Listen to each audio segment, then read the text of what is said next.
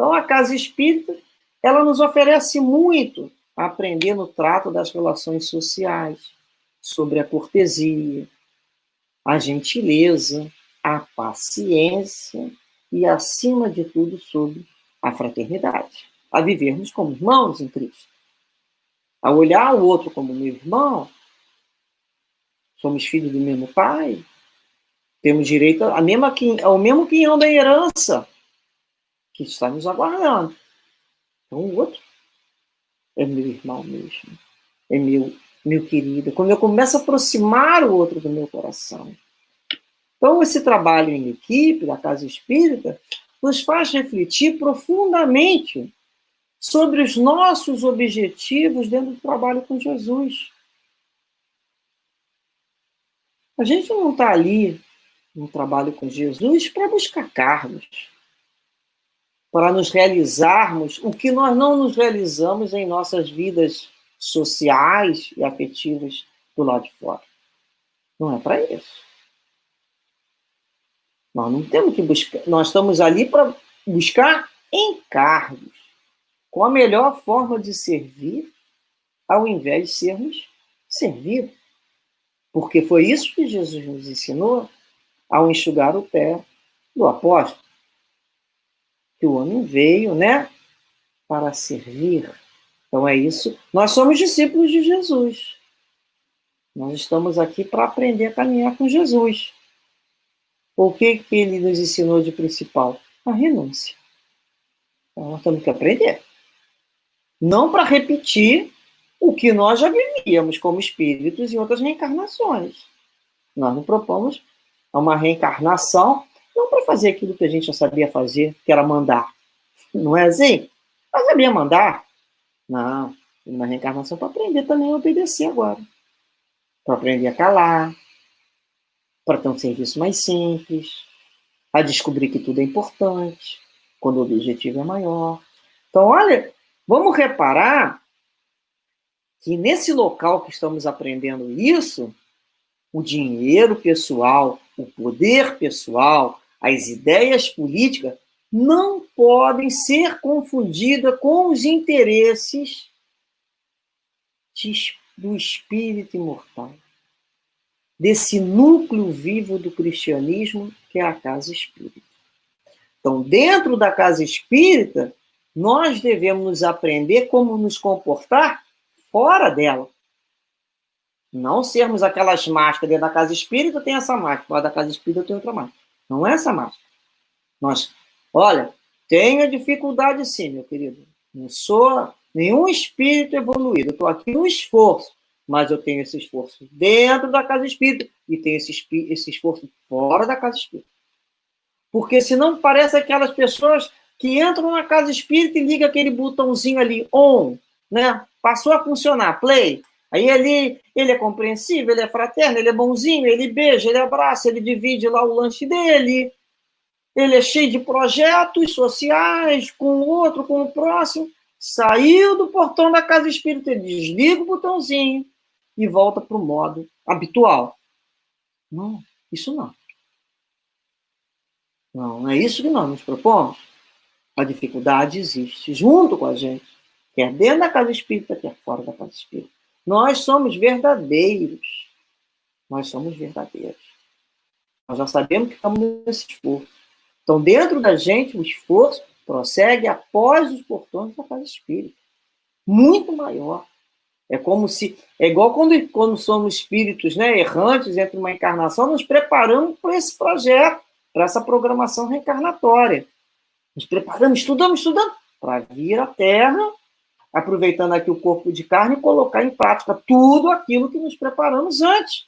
Nos conscientizamos junto lá com o guia espiritual daquilo que precisávamos trabalhar.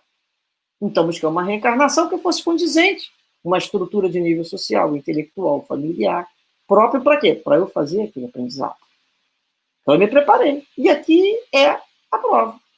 Da mesma maneira, a casa espírita é um tempo que nós estudamos, refletimos a doutrina espírita em todos os seus aspectos filosóficos, em todos os seus aspectos, a questão mediúnica, a questão doutrinária. Para quê? Para a vida de relação lá fora, colocarmos aquilo em prática. Não, senão a gente vai virar papagaio de repetição. Repetindo, repetindo, repetindo, mas sem vivenciar. E esse não é o objetivo. Então, justamente nessa luta em grupo que a Casa Espírita nos oferece, é a oportunidade de combatermos o personalismo que ainda trazemos arraigado dentro de nós. Temos muito personalismo. Por isso é necessário o estudo constante da doutrina espírita. E a gente estudando sempre, a nossa ideia se renova e a gente evita um mal maior, que são os processos de fascinação e de auto-obsessão. Isso, quando não renova, quando não oxigena, acaba sempre em processos muito tristes.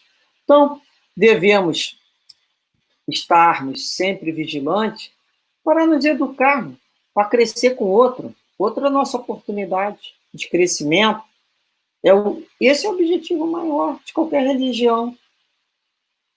Provocar mudanças verdadeiras dentro da gente. Esse é o maior objetivo de qualquer religião. O fruto, né? É como se pudéssemos escolher o fruto da compreensão das leis de Deus em nossa vida. É essa mudança. Esse é o objetivo. É a finalidade maior de nós estarmos na doutrina espírita. E começamos dessa maneira a respeitar a maneira diferente do outro viver, pensar e agir. Olha como a gente começa a mudar, a gente vai amadurecendo, vai desenvolvendo assim, uma segurança interna suficiente para tolerar as opiniões contrárias nossas. São processos de segurança íntima, sem precisar agredir o outro e nem nos manifestarmos agressivamente contra a ideia de todo mundo, só para provar que eles estão errados, que nós estamos certos, que nós somos mais inteligentes. Nada disso. Esse comportamento ainda é típico da nossa imaturidade espiritual, da nossa insegurança e, principalmente, o desconhecimento da lei de progresso. Então, a gente começa a exercitar, a ouvir o outro. Vamos ver o que o outro tem a dizer. Eu não preciso concordar com o outro, mas eu posso ouvir o outro buscando entender aquela opinião que ele traz sem aquela má vontade. Porque se eu tiver má vontade inicial, ele pode ser o suprassumo da inteligência, que nada que ele falar eu vou compreender. Porque eu já estou com a má vontade, eu já falei, fulano, vamos ver o que vem daí. Foi assim que trataram Jesus, né? De Nazaré não vem coisa muito boa. Será que nós não trazemos tanto essas ideias preconcebidas, esses preconceitos com determinados assuntos? Será que nós não temos uma coisa chamada má vontade? Então nós vamos trabalhando isso. Vamos buscando ter respeito. Respeito pela história que aquele espírito traz, que aquela alma nos conta. Nós não temos ideia do caminho, né, que ele teve nas suas vidas para chegar ali, para aquele tipo de pensamento. Não temos essa ideia. A gente ainda tem que aprender muito, até com o que o outro fala e nós não concordamos, para procurar dentro da gente, orar pelo outro. Muitas vezes a gente está aprendendo, outras vezes a gente está ensinando, às vezes o outro quer uma opinião, e se a gente souber ouvir, cara, não tipo, já sei o que você vai falar, já sei o que você vai pensar. Se a gente souber ouvir o outro, calados, com um sentimento de respeito, e não aquela coisa, o outro está falando, a gente está ali, né, mexendo ali no celular, ou então mexendo aqui na unha, ou então fazendo aquela cara de enfado, ou então o outro está falando, a gente está chamando fulano para falar, oi, você tem que falar. Isso não é um comportamento que nós aprendemos. O outro merece o nosso respeito, o outro é a nossa oportunidade de crescimento, ou nós acreditamos que nós vamos ter um tempo que o mundo vai parar e vai falar, agora você vai colocar em prova tudo aquilo que você vem estudando. Agora é o momento, ó. Aí a gente vai lá e diz, não é assim. É dia a dia, toda hora. Nós estamos nos avaliando. E ao final do dia a gente passa em revista e fala, puxa, poderia ter dado mais atenção. Como é desagradável quando a gente está conversando com uma pessoa e não somos ouvidos. Eu já passei por isso. Quem não passou? Como é desagradável você estar ali confiando uma história da sua vida ao outro e o outro agindo de uma forma tão ainda sem cuidado. Não é nem de uma vontade, não é má, mas é sem cuidado.